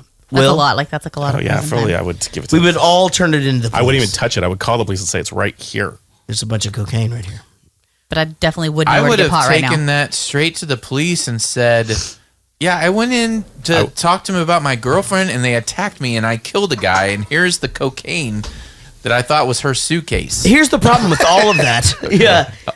Problem's over. Yeah, I just dumped that shit in the dumpster, like behind the Enjoy place. prison while you're awaiting your arraignment. The problem with all of that is that you don't have a goddamn movie anymore. So, like, we can all dissect a movie, but Will, what the fuck is this, like, protein powder you've handed me or Why whatever? did you bring Will's bag props of now? That's Will's bag of cocaine. We're I not love videoing. I love that Will brings a bag. So Will has just handed me one of those 2-inch Ziplocs. It's a snack pack. Full of, like, fucking snack pack or Is whatever. that a dime bag? I don't know what Dude, a dime I'm bag going to is. be honest. Like, I don't know anything about cocaine, but I bet this is a lot. That's half a key. Literally, it's been sitting here this whole time. I've It's just been not. waiting for you to notice. Jaret's opening. I did notice, but you weren't feeling good, so I thought maybe it was like emergency powder, like something. It is. It's a pick-me-up. What makes you think that I could do that? Because you were a cop. But what makes you think that I would do that? Because I'm your son. Oh, you're my son. Oh, you got it. Huh? All worked out, don't you, huh? Oh, yeah. Look, I mean, goddamn, I have never asked you for a goddamn thing, huh? Jesus fucking Christ. I mean, after Mom divorced you, did I ever ask you for anything? No, I didn't. When I wouldn't see you for 1.5 to 2 years, did I ever get in your shit about it? And that whole fucking time you were drunk, did I ever get mad and point my finger at you? No, I never did. Everybody else did, but I didn't. Now, look, I just need help, and you can fucking help me, all right? I'm basically a pretty resourceful guy. If I didn't really need it, I wouldn't ask. This actually caught me off guard because I just assumed when the dad started speaking that he was probably some loser that's constantly in trouble and bugging him for shit. And then you realize, like, he really actually hasn't at all. So that was kind of a weird dynamic. But he's a guy that's been gone from the family for quite some time. You know, obviously he was estranged from Clarence when he was a kid.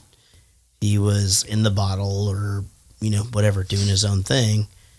And this is a guy who, Dennis Hopper, is a guy who goes to work with his dog, comes home with his dog, goes into his trailer with his dog, doesn't drink, watches TV, goes to bed, wakes up, goes to work. I inferred from all this that his mother died. He hit the bottle pretty hard after that, got fired from the force, and now he does like night watchman shit, and he's recovered. Yeah. Jesus fucking Christ. How would mean- you get all of that from this? I thought When they you say mentioned that- mother, you mean wife. The wife died? Right, Christian Slater's mother. Yeah. Okay. Yeah, I kind of got the same gist too. And I got the gist that neither of them were really that bad of people. It was just circumstances kind of just sucked. Yeah. Well, I mean, look, here's how I'll disagree on that. He says, you can replay the clip if you'd like, but he says when people were saying this about you, saying this about you, saying this about you, saying this about you, when you did this, when Yeah, it you was did probably like this. sisters of the mom that died or something. All right. maybe. Well, now we're just being benefit of the doubt guy. You know what? You can have this right now. Benefit of the doubt guy. Well, I just want to go back and give you credit for talking about the part where it was like, why didn't they just leave instead of going and killing the pimp? I mean, you guys made good arguments. Because you basically twisted my whole thinking over the last 4 clips because I had sort of how I thought things were, and then you're like, okay, he's crazy, like mentally insane. Then why revisit it? Like, Okay, sorry. What do you? No, hold on. no. Like, but no, go ahead. He's giving you the benefit of the doubt. I'm sorry. Hold on. Benefit of the doubt guy. Yeah, I thought that they should just leave too. It's like, well, why don't you just leave? And I had all these little reasons as to why they should leave, because if you kill the guy, you're going to run to your dad and tell him you're leaving town. So you're obviously leaving town anyway. Why not just leave town and not kill anybody and not have people chasing after you? Because they're not going to go to a completely different state looking for one fucking hooker. The only reason why they went to the dad was because he still had connections in the force. Right, because he killed somebody. Because he wanted to make sure it was off their radar. Yeah. And if they were off the radar and they still left town. So if they're obviously going to still leave town because they killed somebody, then why not just leave town to begin with? But then, you guys make a great argument as to A, they're fucking crazy. B, the whole love, it's driving me crazy that this guy even exists and I have to kill him. Yep. So that changed my mind, I guess. And it made the movie made more sense to me from what you guys were said. That's all I was trying to say. Dude, the guy was fucking out of his mind. He's in love with this girl. You're agreeing that this girl's in love with him. Yes, definitely. He hasn't felt that before. Everything is like, and it's just like adrenaline, or whatever. And it's like, again, Well, the whole reason why his boss even hired the prostitute is because he's a lonely loser, right? Yeah, Right. exactly. I feel like this guy could have definitely gotten a girl, though. But he's so smooth for a lonely You only loser. say that Right, because that's what I mean. Yeah. But you say that because it's Christian Slater. No, I'm And- saying it because of his actions in the No, rest but of the also movie. because it's kind of cool that he likes these movies and yada yada. If it's like normal He could guy, have got a comic book store girl. This guy is basically Quentin Tarantino. Yeah, right. definitely. Quentin put himself in this movie as Christian Slater. The problem is Quentin doesn't look like. Well, I mean, Christian it's Slater. Quentin's Exactly. fantasy, right? Yeah. so he goes in, he sees his dad. He's like, hey, this and this, and that he walks in. He says, hey, you want some beer? I don't really drink. And his dad like settles him down. He's like, you're walking in like a bulldozer. Yeah. I mean, like. You're coming in with all this stuff. You've got this girl. You send her out for beer. I haven't seen you in 3 years. Maybe it's neither of their fault. I mean, maybe, the guy had a shitty childhood. Maybe this guy's had a rough time. They haven't seen each other in 3 fucking years. Mm-hmm. This guy comes in and he's like, hey, man, I need your help. It is quite possible that Clarence took some of that cocaine. Yeah. Because they say later in the movie when they get to LA, it'll get you high. Yeah. That does make a lot of sense, though, And I really wanted to talk about the soundtrack to this movie. Hated it. Loved it. You didn't like it? I really didn't like it. I didn't think it fit the movie at all. I liked it when she was narrating at the beginning, at the end. Yeah. But I felt like it needed more or something. I actually thought it was genius. Yeah. I thought that the way that it would go up and down. It was a juxtaposition. This kind of happy song and this Yeah. shit was all happening. This- I mean, I see your points. It's like they're crazy. They're manic. And I'm not, and I can see why that could be genius. Yeah. But when I watched it, I remember going, "Oh, I don't really But like do this." you historically like Quintino sound? No, hold on. Is that his sister? Hold on. No, do you historically like Quintino? What? Quentin Tarantino. God damn it! Do you essentially? You're gonna leave that in, right? Yeah. I like Quintino. That's better. Quentin Tarantino. Do you usually like his soundtracks? Because they're always off a little bit. That's like something you wouldn't think of, like Reservoir Dogs. Like. I just can't remember Jesus Christ. I remember Pulp Fiction and Jackie Brown. Yeah, I mean they're. So let's talk about the Michael Rappaport audition. Did you guys think he should have gotten the part? I thought he did fine. I thought he was fucking terrible. For what he was doing, he was fine. He's like the goon of the week at Well, TJ he Hooker. fucking got it, man. I was just like, Jesus All he needed Christ, to do was this hang on guy's the fucking from the hood. So Clarence comes in. His dad tells him, hey, man, they don't know anything. They think it's drug related. One of my favorite fucking scenes of this movie is Dennis Hopper's goodbye kiss to Alabama. Yeah. They kiss goodbye, and as they're driving away, he just goes, "Son of a bitch is right. Tastes like a peach." And because she fucking put it on him like that. It's so great. And then they fuck in a phone booth. Yeah. Yeah. Yeah. That seems uncomfortable. The whole time I was watching that with my wife, I was thinking to myself, God damn it, I'm so fat, I can't do that. And I wish I was skinny enough to fuck my wife in a phone booth. Also, hold on. Here is my fucking saving grace. There's no fucking phone booths anymore. I don't give a shit. I'll take her into a train bathroom. Whatever. You're right. Being tall is I also want to. Being tall is also a problem too because everything's never at the right height. Okay.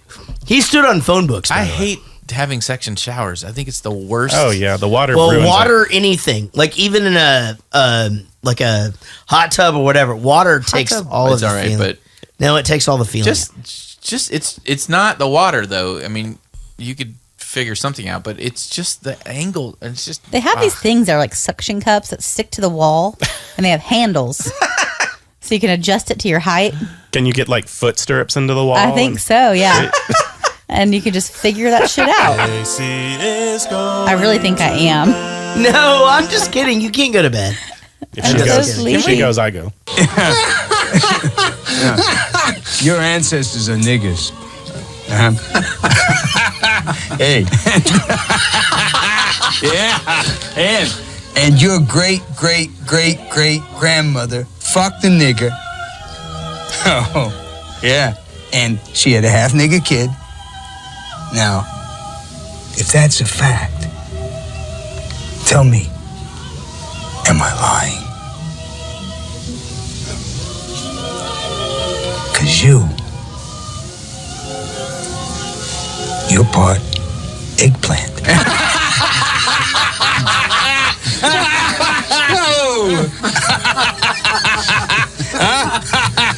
Hey. You're a cantaloupe. I think this is one of the greatest acted scenes of all time. I have one of the best scenes ever written for a movie. Ever. But how the fuck does he get away with being so...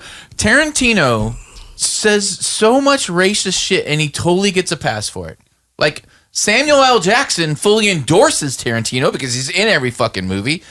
And this is the guy that gets mad if someone gets him mixed up with Lawrence Fishburne, even though that I get thousands of white actors mixed up, but he gets mad about that. My point is, he gets a total pass for saying racist shit in all of his movies. Why? Yeah, but because the guy's playing a racist character. Yeah, like, that is such bullshit. It's good. Why? It's not bullshit. I'm telling you. It's great writing. It's great writing. Yeah. But it's racist. I just don't know why he gets a pass for it. It bothered me in Pulp Fiction when he said that line about when they brought the dead body to his house in Pulp because Fiction. storing dead inwards isn't my business. Yeah, that bothered me a lot. Right. Because and he gets away with it. Because it was And he said Quentin's it line. to fucking Lawrence Fish. He wrote it. I did it. I fucking did it. Oh, To shit. Samuel L. Jackson. I don't know, man. I don't think I think so. it's just this whole movie is just like Hey, you write heavy a movie and crazy and with shock that in value it. and You write a movie with that in it and see if you don't get shit. Is that pass. a dare? That's a hard pass. Yeah, it's a hard pass. He So- gets a pass. I don't know why he gets a pass, but he gets a pass with flying colors. So the whole eggplant cantaloupe shit, totally ad-libbed. Oh, really? On the spot. He said eggplant, and then he said cantaloupe, and they laughed because it was just fucking out of nowhere. well, the cantaloupe part then, but like eggplant's like a real thing. Clarence, do you have any idea how difficult that's going to be? What the fuck are you talking about? I'm offering $500,000 worth of white for $200,000. You're telling me that's gonna be difficult? Very difficult. That's very difficult, you understand? Listen to me. It's difficult because you're selling to a particular group. You understand what I'm talking about? Fat cats, big shots, guys who could afford $200,000, and guys who could use a whole fucking suitcase full of cocaine. Basically, Clarence, guys I don't know, and guys you don't know, and more importantly, they don't know you. What's wrong with this guy? I fucking love that. I have to admit, though, you can't assume they know how to fucking take care of a suitcase full of cocaine. I would absolutely disagree because, I mean, if I knew a bunch of people in Hollywood, I would absolutely think that I would be able to unload a thing of coke. We talked about this earlier, though. Oh, did we? No. We talked about us here. I know, but that's the I don't thing. know anybody. But if I knew a bunch of Hollywood people, Clarence I would is think from that. Detroit. But I would think that. Though. Oh my God, I wouldn't. No. I wouldn't know what the fuck to do. Man, Michael Rappaport has an awesome Detroit accent from New York. Yeah. It's amazing. That's actually amazing. But how do you know? They grew up together in Detroit. Oh, I see what you're saying. Yeah. You're right. Yeah, he can't. Actually, that dude can't get away from that accent. So we see Floyd here. God damn it, I love Floyd. Do you know why I love Floyd? Why? Guess. Because you love Brad Pitt. Okay, I was talking to Rich, but thank you. You like stoners. Well, no. I don't Fuck know. your ass. Yes, Will. You continue to be the golden boy. Because I fucking love Brad Pitt. And by the way, now we got a meeting on a roller coaster. And that seems stupid. I'm going to be honest. Well, that was all Alabama. She's like, how about a roller coaster? She saw it on the TV. Right. How you guys feeling about Alabama right now in the movie? I loved her all the way through.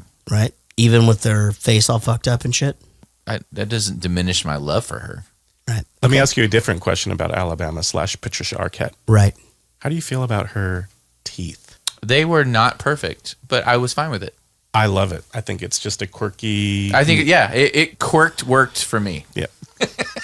Dude. Worked. I think we may fucking have agreed on something for the first time ever. I agree. I actually like that they're a little bit fucked up, and that's usually not my thing. I like a little snaggle. Like fucked up teeth. And I like the front teeth to be a little bit longer. Okay. I get it. So cute.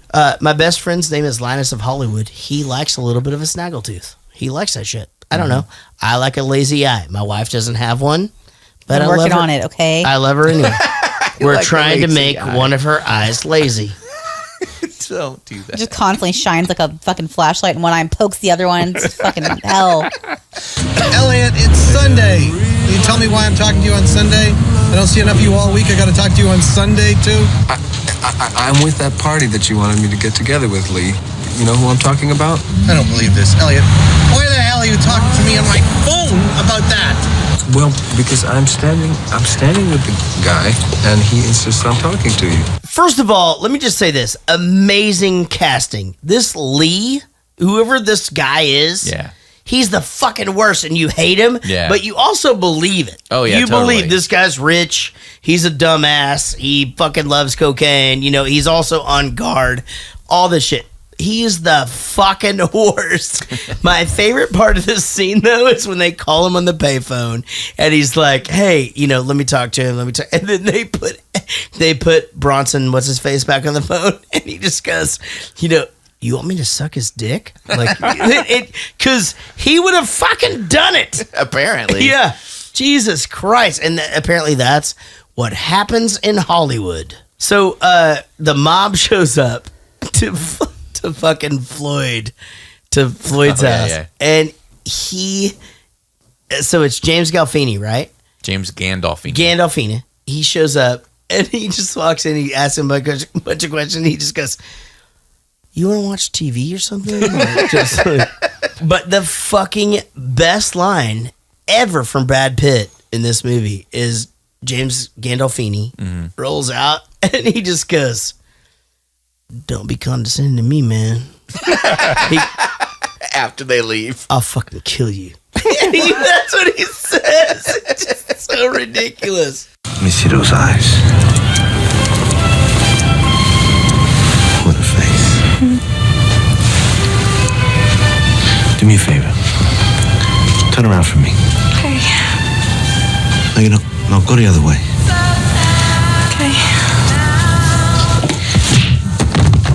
Man, this is terrible. I hate this. I hate that.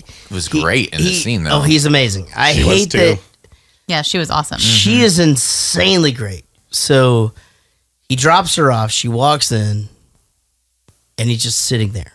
And it's just, first of all, does it drive you guys crazy when a person is dressed in dress-up clothes and their shoes are the same color as their socks?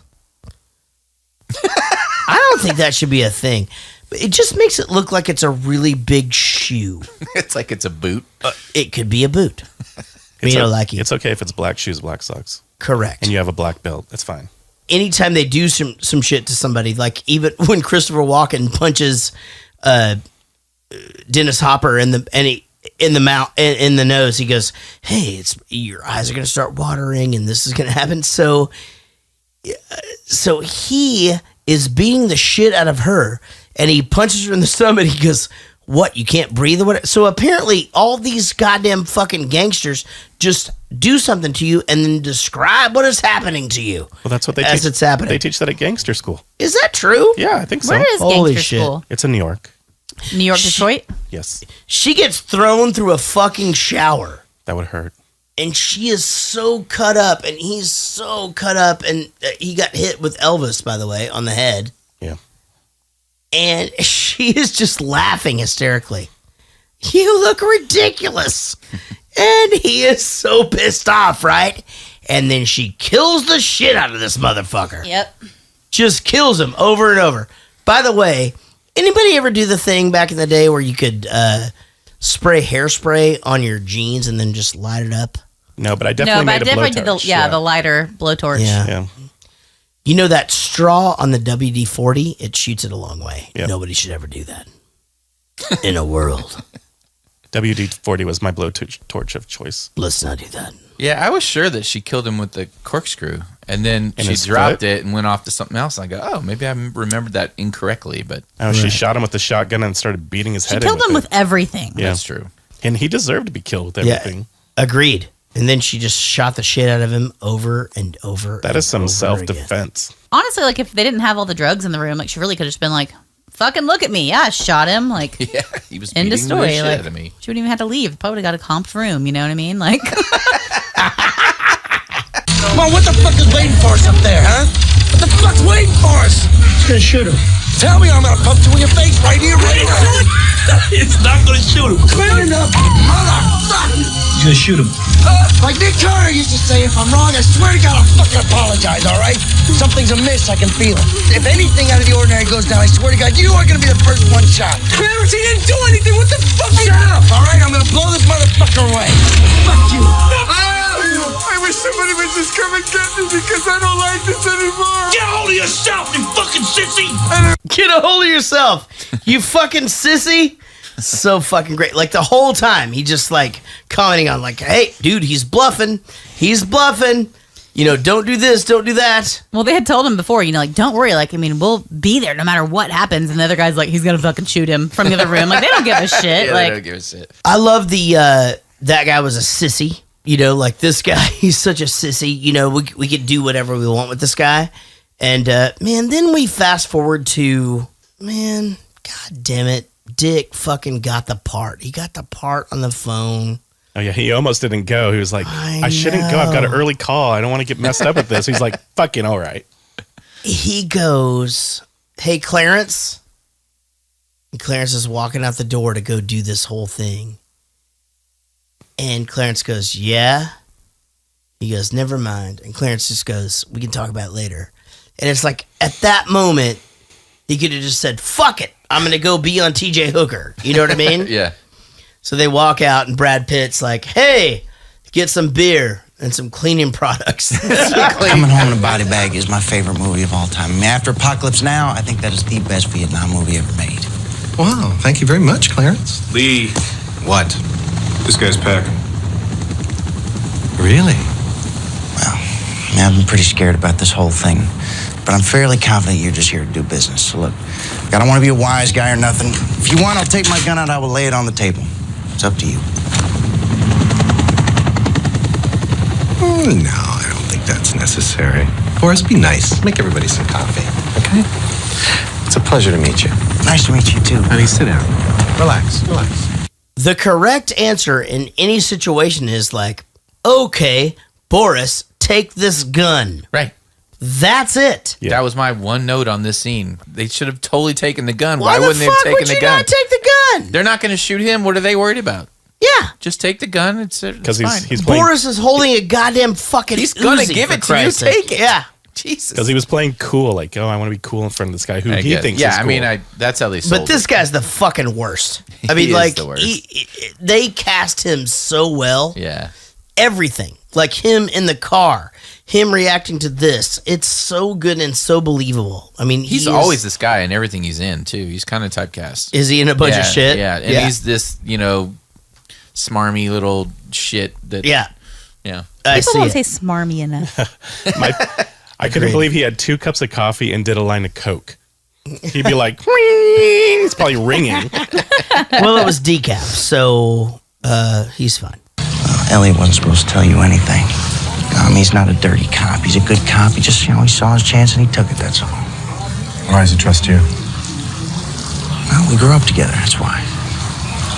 Clarence, if you don't know shit, then why does he think that you can sell it? I bullshitted him.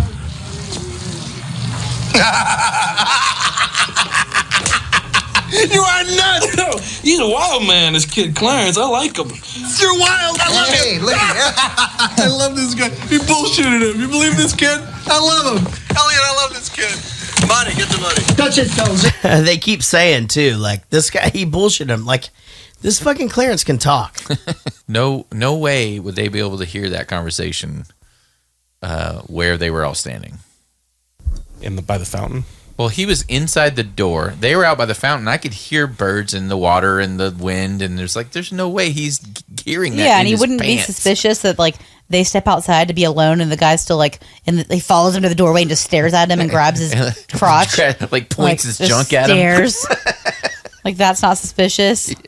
You know what? You're right. You turned me around on this. I don't believe any of it. I don't believe any of it. Did you like this movie? Loved it. Yeah, me too. I was so surprised because I know I had seen it before, but I just didn't remember. The only scene I remembered was the Sicilian scene, which stuck with me forever. I think about that scene all the time. Yeah, the only scene I remembered was the her and the guy getting in a fight. Yeah, that's all. The thing. Did you like the movie? Yeah. Yeah. Will? Not only had I never seen this movie, I had never heard of it. Oh, wow. It was completely off my radar. I've never heard of it in my life. Right. So the thing that I regret was for this podcast, I looked it up first. Oh, I wish I had just watched the movie because once I knew Quentin Tarantino wrote it, I knew right where it was going. Wow. And if I didn't know that, I would have been caught off guard completely when he went to see Gary Oldman and when she gets the shit beat out of her, I would have been like, holy fuck, this got real. The whole time I'm watching this, I'm going, wow, this is very Tarantino-ish, but not. I didn't think it was Tarantino. I was just like, oh, someone's doing a decent knockoff on Tarantino. See, I did the opposite. I didn't realize that he did this movie. Mm-hmm. But as I watched the movie, I was like, oh, I didn't realize Quentin Tarantino. Yeah. You just assumed it was him, yeah. So, I think this movie is magical. And I think Christian Slater is fucking amazing. So there's an interesting story about how this movie was written, because it was actually written at the same time as Natural Born Killers. Ah, right. Interesting. Which she also wrote, right? Right. So don't remember liking. I'm going to paraphrase this a little bit, but basically this other guy wrote this story about this couple, and it's kind of like this movie. And he asked Tarantino to give it a whatever, right? So Tarantino comes back with this 500-page pop culture referenced out the ass thing, right? That is Natural Born Killers, and the part after the prison riot where they're about to kill the reporter that was what's his name? I don't remember. Iron Man. Robert Downey Jr. The story of this movie is when Robert Downey Jr.'s character, that reporter, escapes and writes this story while he's fleeing. What? And it's in this mixed up time frame sort of style that Tarantino does for this movie. Yeah. And they're like, this is a fucking crazy thing. So they chopped it in half. Oh, so this is the other half of Natural Born Killers movie originally. As it was written in that treatment, yeah. That's crazy. Jesus Christ, that's crazy. That is crazy. Officer Dimes? What? This has nothing to do with me anymore, right? Okay. So I'm just gonna leave, and you guys just settle this by yourselves, all right? Just shut up and stay the fuck put, Elliot. How do you know his name? Why the fuck did he know your name? You little piece of shit! You can forget about acting for the next 20 years. Your fucking career is over. Take your fucking SAG card and burn it. You little cocksucker. I treated you like a son. You fucking stabbed me in the heart. Fuck you. Fuck you. Fuck you. As you are sitting in a chair with a suitcase full of cocaine, a briefcase full of money, a shitload of cops, and security guards with Uzis, do you care about your career at this point? Like, I think for me, I just want to get the fuck out of there. Yeah. That's it. I Like, enjoy life. My deal is just like, you know what I want to be? I want to be a stuntman. I'm going to fucking climb over the theater. They're all going to start shooting. Everything's going to be fine. I'm getting the fuck out of here. Those patio doors were open. I would have been diving out of those patio doors. Yeah, but you can't just run. Like, you got to wait for him to start shooting each other. Rappaport standing by the patio doors? How did he even get shot? Rappaport he kind of creeped out through the back door. And what do we think happened with that guy's career? He went on TJ Hooker the next day. Fuck yeah, he did. He didn't get out. He didn't get shot. No, he got out clean. Oh, okay. So we get the I need an ambulance. And it's the dad from Good Luck Charlie. And I felt that so guy. bad. And he's a bug spray guy, too. He kills ants. He didn't make Good Luck Charlie. He did not make No, it. people will know. Oh, okay. What People it with is. kids know. Did you notice, like, he was dead, Christian Slater, and then she comes and starts shaking him, I don't want you to be dead, I want you to be dead. Right. He doesn't move. Then she touches his crotch, and all of a sudden he perks up. Well, he got shot in the eye. I'm just saying. Did he get shot in the eye or did he get grazed on his eyebrow? That's what I thought, too. It was a graze. Yeah. I mean, I think it's a graze, but like... It could still fuck your eye up. Yeah, Well, but yeah, you- he had an eye patch and his kid was like 5. Do you get unconscious, though, by a graze, though? Is If that it- a thing? Yeah, if it's it a hit your concussion. skull. Yeah, it's a like concussion. it chopped off his brow. It was hard. Yeah. See, But damn, you guys are the voice of touching his reason. balls perked him up. That's all I'm saying, ladies. Did she touch his... yeah, Okay, the balls also, don't there's do it only for me. one It's lady one of in the here. chef. That's super mean. Did she actually grab his balls? It wasn't a grab. It was more of a massage, a caress. Right, I get it. Yeah. Yeah, don't grab them. Mm-hmm. Just massage them. Pay attention to them is all I'm saying. Totally get it. And sometimes Clarence asks me what I would have done if he had died, if that bullet had been 2 inches more to the left. To this, I always smile, as if I'm not going to satisfy him with a response. But I always do. I tell him of how I would want to die, that the anguish and the want of death would fade like the stars at dawn, and that things would be much as they are now. Perhaps. Except maybe I wouldn't have named our son Elvis. Oh, man. So... That is actually Patricia Arquette's son. Oh, really? Is that really? Yeah. Wait, she had it. Wow, she looks great. So a lot of people don't know this, but in the book, the kid's name, his middle name is the Pelvis. Huh. So that's the thing. His name is Elvis the Pelvis. Shut the fuck up. Okay. You guys didn't get that? Warley, or whatever his last name is. Whirly. Waverly or Worley or whatever. Dude, I thought this movie was so goddamn fucking good. It was good. I was super surprised by it. I was thinking I was not going to like it because I remember seeing it before, but I didn't really remember a lot about it. And I remember not really liking it, but I really liked it this time, like a lot. Yeah, it's really great. So let's get into Will's wacky trivia. All right, you guys. So let's see. The first one, Christian Slater. He was in Star Trek VI, The Undiscovered Country, and he wore these pants in that movie. Yeah. They're the same pants that William Shatner wore in The Wrath of Khan. What? Like literally the same pants, or Yeah. they look like the same pants? No, they were the same Traveling pants because he looked in and there was a tag and it said William Shatner on the inside. So he always quips that he's proud to have gotten into William Shatner's pants. And the cool thing is, William Shatner was mentioned in this movie because they mentioned, do you get to see Bill on set when you're on with TJ that's Hooker? right. Yeah. Number 2, Gary Oldman beheaded pigs at an abattoir. Of course he did. He was Which- studying for his role for Silence of the Lambs. Which is, I guess it's a butcher. Or no, a slaughterhouse. Slaughterhouse. It was a fancy thing. Number 3, some people think that Brad Pitt is an attractive fella. What? Yes, I read that on Is the there internet. research that I mean, supports that? wacky. When I looked it up, I saw references to it on the internet. Benefit of the doubt guy. All right, so all of you arguing that Brad Pitt is attractive, I would like to just say that Brad Pitt is really fucking attractive. In 2004, when he was in the movie Troy, Right. he pulled his Achilles tendons, and he was playing the character of Achilles. Roadhouse. It's true. Is it really true? Yeah.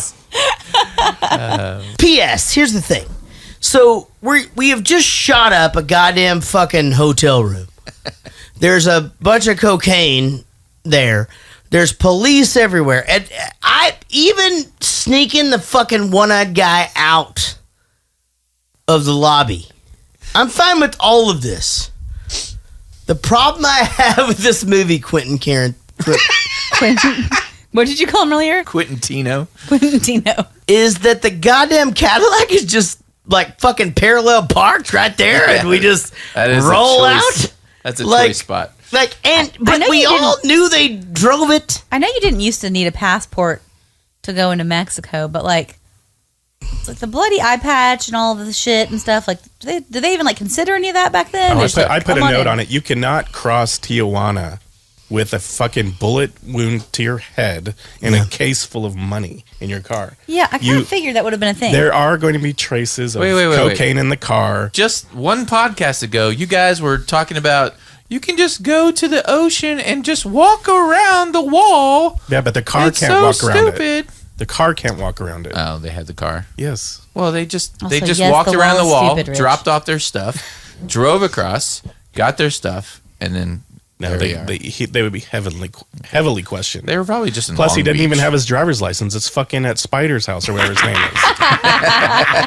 So he's not going across. Well, he didn't drive. Did you need your license back then at least to get across? Yes, you did. Let's check the Facebook page. Josh Millman writes, and he's one of our newest producers. Hey, Rich, Jaret, Casey, and Will. I swear to God, I did not put my name first. I think it just rolls off the tongue better. My name is Josh, and I just became a Patreon supporter. Oh, I just said that. I've been listening for a while now, and finally got to a place where I could give back to one of my favorite podcasts. You guys make long drives and lunch breaks so much more fun. I just graduated from the University of Florida on Saturday with my BA. Congratulations. Congratulations. Yes. I'm officially a BA. Ha ha ha. Oh, you're a Badass. BA. Oh, badass. I was going to go with BA Baracus. I didn't know. Like, it's A team. Yeah. I've been a fan of BFS. Stop doing the initial thing. Everything can't start with B, with BFS. I've been a fan of BFS since A Hangover You Don't Deserve. That's a good one. And I'd love to have the band come to Florida sometime. Keep up the great work, and I'll see you down the road. Nice. P.S. Could you say hi to my wife Lacey on the show? The podcast is growing on her, and that would be super cool. Well, hello, Lacey. And by the way, you fuckers, whenever you send an email, sometimes I just fucking stalk you. And I go on your Facebook page. I look at all your You're photos. like, I wonder how is they Lacey? are the most adorable couple ever. If you I go, love that. yeah, they're cute as a button. well, hello, Lacey. Hello, Lacey. That's from this movie. Guys, come on. I'm fucking keeping it current. You are killing. I'm it. fucking keeping it current. What was the thing? Florida? Go to Florida. I'm in Florida on Warped Tour, right? I don't know. Yeah, this summer. I'm in This Florida. summer? Yeah. There you I'm go. in Florida on Warped Tour. And You also, should have just said, okay, for you, yeah, I'll go to Florida. we'll do it. And here's the day. Thank you so very much. By the way, thank you so much for supporting the podcast as well. Yeah. And for just being awesome. Just we in love general, it. yeah. Yeah. I mean, like, isn't it cool that we just sit in here and talk about a movie and people listen to it? It is cool. It's cool. Definitely. Will? Yeah, it's all right. Will's asleep. Casey? Casey's asleep. Also All right. Rich, I love you. I I'm love sorry you. I was hard on you tonight. You were hard on the beaver. That's so stupid. All right. Thank you guys so very much for listening. We are called Jaret Goes to the Movies. That's our group's name. And in a world where one man is super famous and sits into a room with people that aren't as famous at all, he is super married to one girl in the left-hand corner, and to his right is his sidekick. To his left, a guy that is always sick. We give you Jaret Goes to the Movies. It's amazing. Holy shit. Hey, guys, thank you so very much for listening. We are called Jaret Goes to the Movie. God damn it, I already said that. Find us at JaretGoesToTheMovies.com. We're also at Jaret Movies on Twitter and Instagram. You can suggest and vote for future movies on Reddit. This is so stupid. At /r. Just say R, Jaret Goes to the Movies. You don't have to do the slash. Just go to the fucking top of our Facebook page. Yep, and you can it's do that pinned there. on the post. That's fine. Find us on Facebook, YouTube, and everything else by searching Jaret Goes to the Movies. Find me on all the socials by using JARET113. Oh, shit, I left the fucking 2 out. They'll figure it out. They'll never find you. It's fine. Find Rich at Rich Coleman TX. Find Casey on all the socials at Casey Yant. And find Will with 1 L on all the socials at WILVARK.